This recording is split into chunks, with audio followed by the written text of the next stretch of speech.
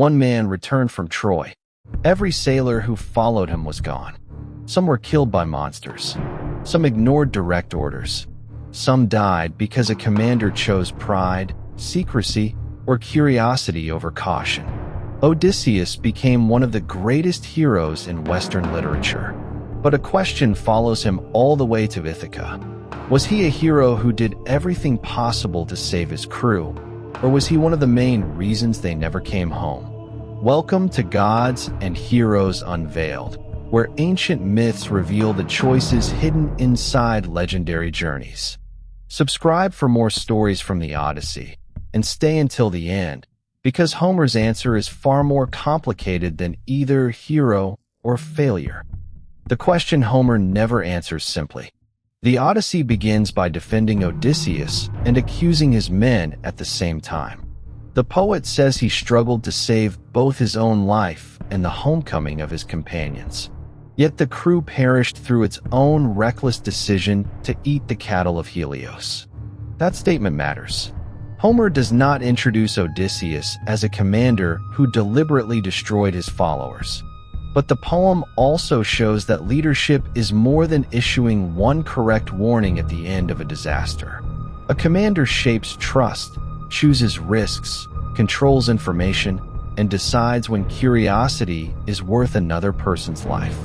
To judge Odysseus fairly, we must separate three things: disasters he caused, disasters he could not prevent, and disasters in which his men rejected him. When pride turned victory into a curse. The first evidence against Odysseus appears before the Cyclops. After raiding the city of the Cicones, he orders his men to leave. They refuse, continue feasting, and are attacked. 6 men from every ship are killed. Here, the commander gives the correct order. The crew disobeys. Their deaths cannot honestly be placed on Odysseus alone. At the land of the Lotus-Eaters, he acts even more decisively. Men who taste the lotus lose all desire for Ithaca. Odysseus drags them back, binds them beneath the benches, and orders an immediate departure. It is violent, but it saves them from forgetting their homes forever.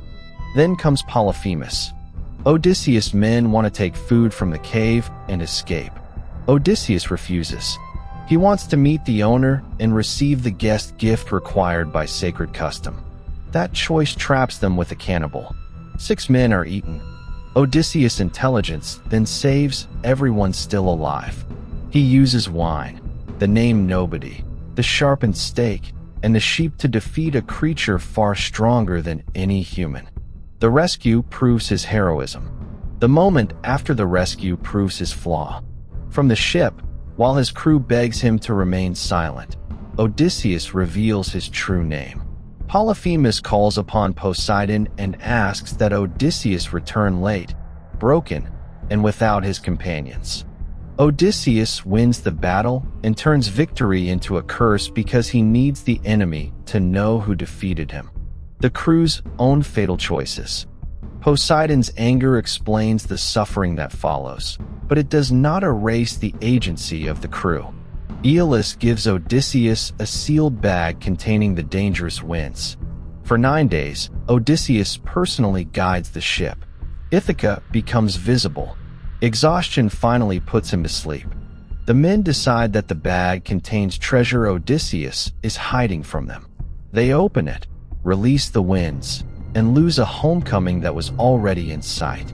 The act is theirs, yet the suspicion behind it reveals a leadership problem. After years of war, the crew no longer trusts that its commander shares information or rewards fairly. At the harbor of the Laestrygonians, 11 ships enter the narrow inlet. Odysseus keeps his own ship outside. When the giants attack, the enclosed fleet cannot escape. Only the ship positioned beyond the harbor survives.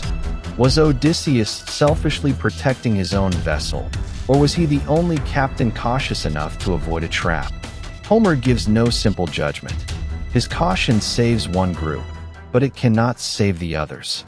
On Circe's island, Eurylochus returns after the goddess transforms the scouting party into swine. Odysseus does not abandon them. He walks toward the danger alone, resists Circe's magic with Hermes' help, and forces her to restore every man. A failed commander would have sailed away. Odysseus risks himself and brings them back, the leader who kept saving them. The argument for Odysseus is not based only on clever speeches. Again and again, he enters dangers that his men cannot survive without him. He pulls the Lotus-Eaters away from oblivion. He invents the escape from Polyphemus. He confronts Circe.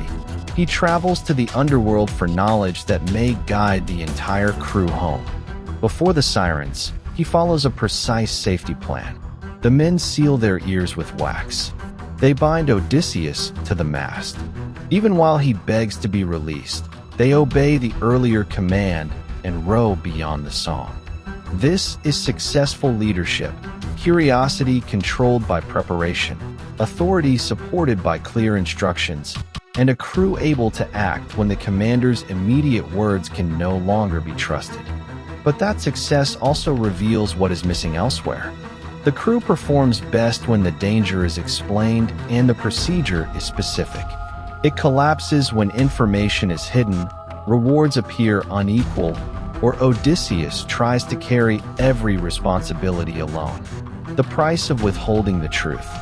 No episode exposes that problem more clearly than Scylla. Circe explains that the monster will seize 6 sailors. Fighting her will not work. Stopping may allow her to strike again. Odysseus chooses the only route that preserves the ship, but he does not tell his men about Scylla. He fears they will abandon the oars and hide below deck, leaving everyone to Charybdis. His reasoning is understandable. His decision may even save the majority. Still, 6 men row toward death without knowing the threat exists. Odysseus does not point to 6 sailors and order them sacrificed. The monster takes them, yet he decides that the crew cannot be trusted with the truth. That is the darkest burden of command in the Odyssey. Not choosing between safety and danger, but choosing which danger other people must face without their consent. The cattle and the collapse of command. The final catastrophe is different. Tiresias and Circe both warn Odysseus about the cattle of Helios. Odysseus tells the men to avoid the island. Eurylochus argues that exhausted sailors cannot remain at sea through the night. Odysseus yields, but only after every man swears not to harm the sacred animals. Then Zeus traps them with storms. Their supplies disappear. For a month, hunger replaces discipline. Odysseus continues warning them. He does not eat the cattle. He leaves to pray for a way of escape. And while he is away, the gods overcome him with sleep. Eurylochus persuades the starving crew that death at sea is worse than risking divine punishment. The men kill the cattle and promise to build Helios a temple if they survive. It is a desperate choice, but it is still a conscious violation of the oath. Helios demands justice. Zeus strikes the ship with a thunderbolt. Every sailor is thrown into the sea. Odysseus alone survives. Homer's opening judgment now becomes clear. The final crew chooses the act that destroys it. But leadership has already collapsed. The oath has no authority. The commander cannot maintain trust. His men would rather gamble against a god than continue following the plan. What Odysseus is actually responsible for? Odysseus is not responsible for every death. He does not command the Cicones feast. He does not open the bag of winds. He does not create the Laestrygonians, Circe, Scylla, or the storm on Thrinacia. He does not kill the cattle. The gods intervene constantly, and the crew repeatedly makes independent choices.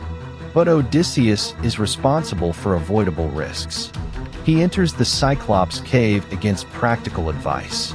He reveals his name after escaping. He allows mistrust to grow around Aeolus' gift. He withholds Scylla from the men who will die. He sometimes depends on personal endurance instead of building a crew that understands and trusts the mission. His greatest strength and greatest weakness are the same. He believes he can carry the entire journey through his own intelligence. When that intelligence succeeds, everyone survives. When pride, exhaustion, or secrecy breaks it, the crew has no stable system beneath him. Heroism without innocence. By Homeric standards, Odysseus is unquestionably a hero. He is brave, cunning, enduring, favored by Athena, and capable of restoring his household after 20 years away. He survives places no ordinary person could cross. But heroism in epic poetry is not the same as moral innocence or modern leadership excellence. A modern commander is expected to communicate risks, earn trust, distribute responsibility, and protect followers from unnecessary exposure. Odysseus often leads through personal brilliance instead. That makes him compelling rather than perfect. He is not a fraud whose crew dies while he hides. He repeatedly risks his life for them. He is also not a blameless victim surrounded by foolish men. His pride creates Poseidon's curse, and some of his decisions make an already impossible journey even more dangerous. The fairest verdict is this: Odysseus was a hero, but he was also a flawed commander whose men sometimes died because they rejected him, sometimes died because no human could save them, and sometimes paid the price for his choices. Conclusion. So who was most responsible for the loss of the crew? Was it Odysseus, whose pride and secrecy increased the danger? Was it the men themselves, who ignored orders, opened the winds, and killed the cattle? Or were the gods ultimately controlling a journey no mortal leader could master? Share your verdict in the comments. For the final disaster, continue with the cattle of Helios. Then watch our movie versus Homer breakdown and the complete Odyssey playlist for more hidden choices behind the journey home. Thank you for watching Gods and Heroes Unveiled. May your path be guided by wisdom, and may you have a great day.